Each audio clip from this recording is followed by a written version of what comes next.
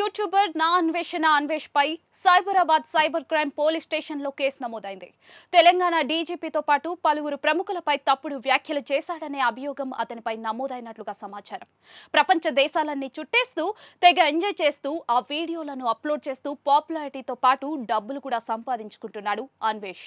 అయితే తాజాగా బెట్టింగ్ యాప్ల ప్రచారం పేరుతో Telangana DGP Jitender, metro MD NVS Reddy, IAS అధికారులు శాంతికుమారి, దానకిషోర్, వికాస్ రాజు తదితరులు 300 కోట్లు కొట్టేశారంటూ ఓ వీడియో ద్వారా అతను వ్యాఖ్యలు చేశారు.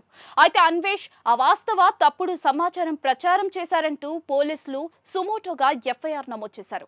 ప్రజల్లో గందరగోళం సృష్టించాలనే ఉద్దేశంతో ప్రభుత్వ అధికారులు చట్టబద్ధమైన సంస్థల ప్రతిష్టను దెబ్బతీసేందుకు పరువుకు భంగం కలిగించేలా వీడియో ఉంది.